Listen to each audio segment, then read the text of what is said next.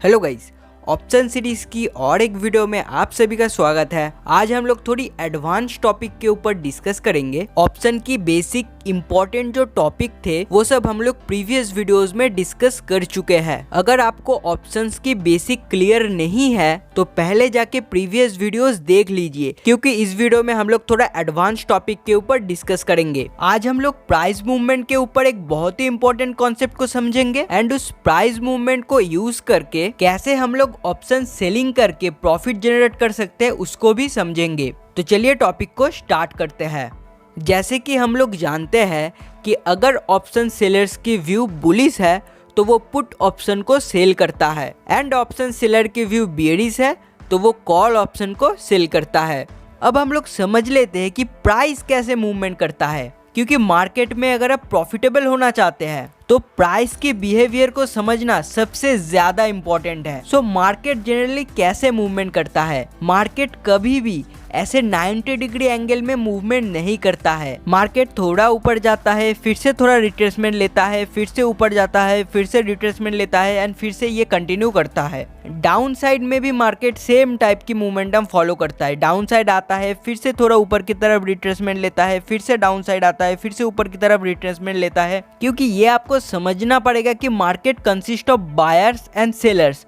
Market में buyers and seller both present है। अगर किसी को लग रहा है कि मार्केट नीचे की तरफ जाएगा तो वो सेल कर रहा है, और एग्जैक्टली सेम टाइम में किसी को लग रहा है कि मार्केट ऊपर की तरफ जाएगा इसीलिए वो बाय कर रहा है। ऐसा तो पॉसिबल नहीं है ना कि मार्केट में सभी के सभी लोग सेल कर रहा है या सभी के सभी लोग बाय कर रहा है। इसीलिए मार्केट में थोड़ा बाइंग आता है, फिर से थोड़ा रिट्रेसमेंट आता है जिसमें हम लोग सेलिंग करते हैं या प्रॉफिट बुकिंग होता है, फिर से मार्केट में थोड़ा बाइंग होता है, फिर से ये अपसाइड मूवमेंट करता है, फिर से ये सेम चीज कंटिन्यू होता रहता है। सेलिंग की साइड में भी सेम होता है। तो अगर मार्केट मान लीजिए कि कंटिन्यूअसली वन डायरेक्शन में मूवमेंट कर रहा है बिना रिट्रेसमेंट के, तो आपको क्या लगता है कि वो जो मूवमेंट है वो सब्सटेंट होगा? वो मूवमेंट सब्सटेंट नहीं होगा, क्योंकि वो मार्केट की नेचर ही नहीं है। वो एक अनकन्वेंशनल मूवमेंट है। मार्केट जब भी वन डायरेक्शन में मूवमेंट करता है उसको रिट्रेसमेंट या पॉज लेना ही पड़ता है। अगर मान लीजिए कि आप वन टाइम में 1 किलोमीटर की रनिंग कर रहे हैं,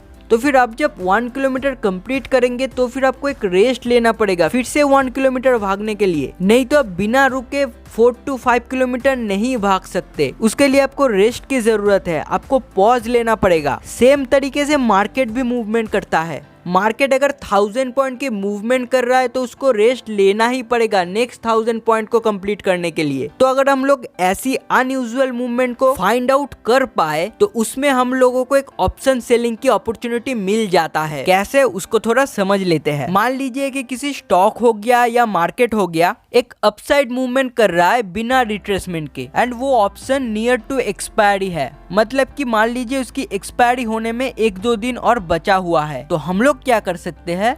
हम लोग उसकी out of the money option को सेल कर सकते हैं। इसको और भी थोड़ा डिटेल में एग्जांपल दे के समझते हैं। तो मान लीजिए निफ्टी यहाँ पर 16,000 से 17,200 की एक मूवमेंट किया है लास्ट 4 डेज में। तो यहाँ पर निफ्टी 4 डेज में ऑलरेडी 1200 पॉइंट की मूवमेंट कर चुका है। तो आपको क्या लगता है निफ्टी का यहाँ पर से फिर से 400-500 पॉइंट की मूवमेंट करना पॉसिबल है? अगर मार्केट में एक बहुत बड़ा कुछ अच्छा न्यूज आ गया तो पॉसिबल है कि फिर से ये 400-500 की मूवमेंट कर दे, बट प्रोबेबिलिटी बहुत कम है कि मार्केट फिर से यहाँ पर एक बड़ा ग्रीन कैंडल फॉर्म करे, क्योंकि 4 डेज की एक मूवमेंट के बाद मार्केट को यहाँ पर एक रिट्रेसमेंट या पॉज लेना ही पड़ेगा।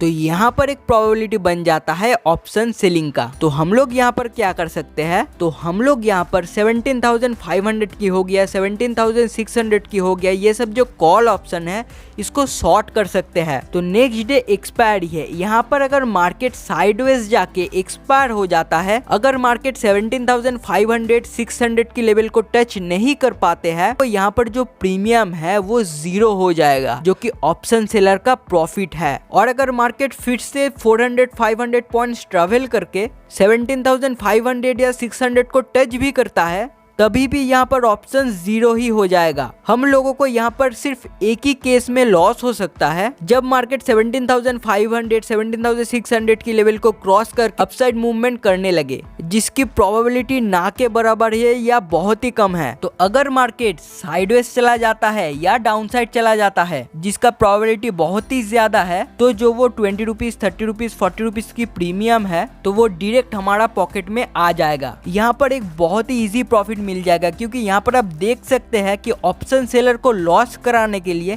यहाँ पर मार्केट को बहुत ज्यादा स्ट्रगल करना पड़ेगा, क्योंकि market already 1000 point 1200 point movement करने के बाद फिर से 500 600 पॉइंट मूवमेंट करेगा, ये जनरली पॉसिबल नहीं होता है। तो यहाँ पर एक बहुत ही अच्छा चांस मिल जाता है कि एक बहुत ही कम रिस्क में एक डिसेंट प्रॉफिट हम लोग कमा पाए। हाँ, यहाँ पर प्रॉफिट हम लोगों को थोड़ा कम होगा, बट यहाँ पर प्रॉफिट कमाने का प्रोबेबिलिटी बहुत ज्यादा है। सो इसको कैसे ट्रेड करना है, मैं इसके बारे में फिर से एक बार सम अप कर देता हूँ। तो फर्स्ट हम लोगों को एक अनयूजुअल मूवमेंट अपसाइड या डाउनसाइड फाइंड करना होगा, जहां पर मिनिमम 4 to 5 कैंडल आपको वन साइड डायरेक्शन में मिल जाए एक्सपायरी की एक दिन या 2 दिन पहले। तो उसमें अगर हम लोग निफ्टी में ट्रेड कर रहे हैं तो 300-400 पॉइंट फार स्ट्राइक प्राइस को सेल कर सकते हैं, और अगर हम लोग बैंक निफ्टी में ट्रेड कर रहे हैं तो हम लोग 700 to 1000 पॉइंट की फार स्ट्राइक प्राइस को सेल कर सकते हैं। एंड और एक इम्पॉर्टेंट बात, हम लोगों को प्रीमियम पूरा 0 होने तक वेट नहीं करना है। अगर प्रीमियम 85% to 90% डीके हो जाता है, तब हम लोग प्रॉफिट बुक करके एग्जिट कर सकते हैं। सो गाइज, आई होप इस वीडियो में आपको कुछ वैल्यूएबल सीखने को मिला होगा। सो आज के लिए बस इतना ही। अगर वीडियो को अच्छी लगी तो एक लाइक कर दीजिएगा, चैनल को सब्सक्राइब कर दीजिएगा। मिलते हैं नेक्स्ट वीडियो में, तब तक के लिए कीप ट्रेडिंग, कीप ग्रोइंग।